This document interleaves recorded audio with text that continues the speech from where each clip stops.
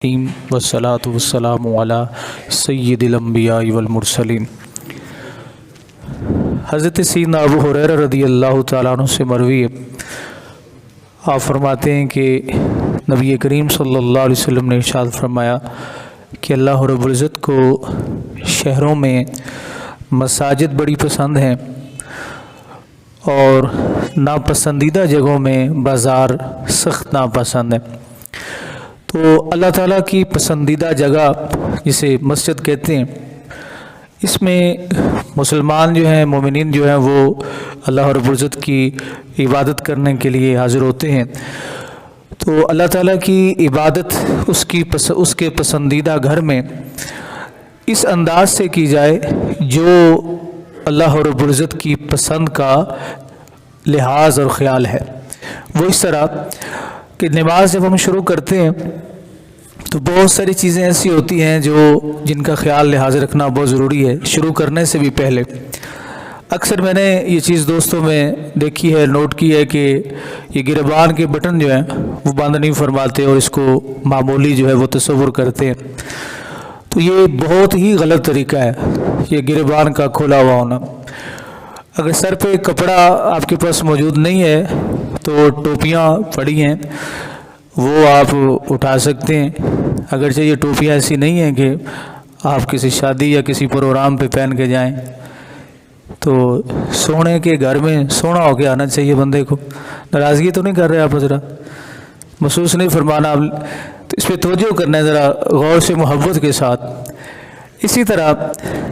और भी बहुत सारी चीज़ें हैं। बच्चे आगे खड़े हो जाते हैं तो कई हमारे दोस्त जो है वो डांटना शुरू कर देते। तो बच्चों को पिछली सफ़ में ही होना चाहिए, लेकिन उनको पिछली सफ़ में भेजने का एक ख़ास तरीका जो है वो इख्तियार करना चाहिए, ना कि ऐसा तरीका कि जिससे उनकी दिल आज़ारी हो कि वो आप मस्जिद से दूर हो जाएं। हदीस पाक में आते हैं, रसूल पाक सल्लल्लाहु अलैहि वसल्लम ने इरशाद फरमाया कि मेरे करीब यानी नमाज में वो लोग खड़े हों जो बालिग हों और समझदार हो, अक्लमंद हो। अब इस अक्लमंद और बालिग होने से क्या मतलब है? मतलब ये कि रसूल पाक सल्लल्लाहु अलैहि वसल्लम ये फरमा रहे थे कि अगर मैं नमाज में भूल जाऊं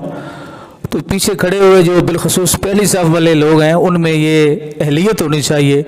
कि जहाँ से वो मुझे हिदायत, अल्लाह रब्बुल इज़्ज़त के नबी हिदायत याफ्ता होते हैं, लेकिन नबी का भूलना उम्मत के लिए आसानी होता है कि अगर अल्लाह रब्बुल इज़्ज़त के नबी सल्लल्लाहु अलैहि वसल्लम और आप भूलते नहीं थे, आपको बुलाया जाता था मसला सिखाने के लिए। तो हुज़ूर ने फरमाया कि अगर नमाज में कोई ऐसा काम हो जाए कि जो भूल पर मबनी हो, साहब पर मबनी हो, तो पीछे खड़े लोग जो है वो बता सकें कि इस तरह करें, इस तरह करें, इस तरह करें। मसलन इमाम साहब जो है वो कोई आसमानी मखलूक तो होते नहीं है कि उनसे भूल नहीं हो सकती या उनका वज़ू जो है वो टूट नहीं सकता। मसलन अगर इमाम साहब का वज़ू टूट जाता है तो अक्सर मसाजिद में ये देखा गया और अक्सर मरतबा ऐसा होता है कि पीछे किसी शख्स पे ये उम्मीद नहीं होती कि इस नमाज को कहाँ से आके शुरू करे। मसलन वज़ू टूट गया तो इमाम साहब जो है वो अपने नाक पे हाथ रखे और बाईं जानिब से निकले और पिछले बंदे को आगे करे, तो पिछला बंदा परेशान हो जाएगा, इसकी हज़रत ने पता नहीं नमाज क्यों तोड़ दी है, ये मुझे क्यों आगे कर रहे हैं। ये बड़ी एक अनहोनी सी हो जाएगी। लेकिन दयानतदारी का तकाजा ये है कि अगर इमाम का वज़ू टूट जाए तो वो इस चीज़ को ना देखे कि शहर में अब फेसबुक माशाल्लाह वो जदीद ज़राए मौजूद है इबलाग के कि वो फ़ौरन लगा दे कि फ़लाँ इमाम साहब जो है, फ़लाँ ख़तीब साहब वो जनाब नमाज में, जो कुछ लोगों को शौक़ होता है ना, इनकी ज़िंदगी का मकसद ये होता है कि हम वो फेसबुक के घोड़े बने रहें और हर वक्त जो किसी ना किसी को मौजू जो है वो बनाए रखें। तो इस डर की वजह से इमाम साहब को भी इस चीज़ का ख्याल और लिहाज रखना चाहिए। तो इसलिए फरमाया गया कि बच्चे ही इसलिए नहीं कि उनकी तजलील के लिए उन्हें पीछे भेजा गया। हुज़ूर इस्लाम ने इसलिए फरमाया कि अगली सफ़ में फरमाया मेरे करीब वो लोग रहा करें जो अक्लमंद हों, समझदार हों, ताकि नमाज में कोई साहब जो है वो हो जाए तो वो उसको संभालने की या मुझे याद दिलाने की अहलियत और ताकत और समझ जो है वो रखते हों। इसी तरह एक और बड़ा मसला है, ये हर नमाज में मैं इस पर गौर करता हूँ कि वतनहनु बिला उज़्र, ये खांसना जो है सिर्फ قرآن پڑھنے والے ان امام صاحب کے لیے یہ اجازت ہے کہ وہ گلے میں اگر کوئی ایسی خراش آتی ہے تو اس کو اس طرح کر کے اس کو دور کرے، ورنہ دوسرے کسی شخص کے لیے یہ اجازت نہیں ہے کہ وہ بغیر ضرورت کے ایسے ہی کھانستا رہے،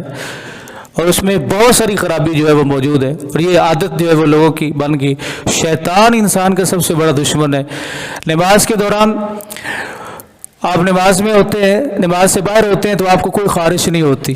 جیسے نماز میں آئے گا تو کبھی ادھر کھجلی ہوگی، کبھی پیچھے کی طرف کھجلی ہوگی، کبھی اس طرف کھجلی ہوگی، تو یہ بھی شیطان کے طریقے ہیں، ایک رکن میں 3 سے زیادہ مرتبہ کھجلی کرنے سے نماز ہی فاسد ہو جاتی ہے۔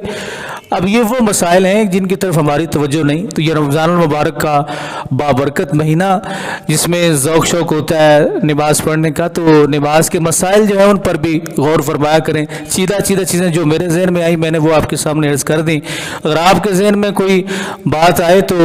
وہ آپ مجھے بتا دیجئے گا کہ اس مسئلے کی کمی ہے، لیکن کبھی بھی زندگی میں کسی مسئلے کو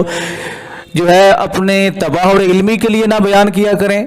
اور نہ ہی تنقید برائے تنقید برائے اصلاح ہونی چاہیے، اور تنقید برائے اصلاح کے طریقے مختلف ہوتے ہیں۔ جیسے میں نے عرض کیا نا کہ بچوں کے بارے میں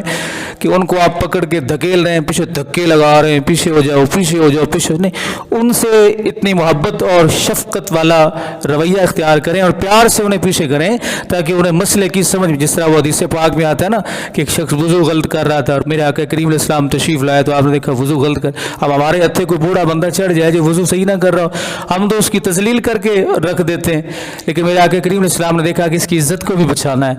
ہے، اس کے وقار کو بھی ملحوظ رکھنا ہے، مسئلہ بھی سمجھانا ہے، تو حضور نے فرمایا ذرا دیکھنا یہ میں وضو کرتا ہوں تو میرے وضو میں اگر کوئی خامی ہو تو تم مجھے بتا دینا۔ اللہ رب العزت کے محبوب نبیوں کے سردار نے وضو کیا، اللہ اکبر، تو اس کی وضو کی غلطی جو ہے وہ بھی دور ہوگی، مسئلہ بھی پتہ چل گیا، اور عزت کو بھی کسی قسم کا کوئی فرق نہ ہو، لاحق نہ ہوا کہ اس نے یہ سمجھا ہو کہ میری توہین ہو گئی یا عزت نفس جو ہے اس پہ حملہ ہوا۔ تو اس چیز کا ہر مسئلہ سمجھانے میں کسی دوسرے کو نماز کی دعوت بھی آپ نے دینی ہے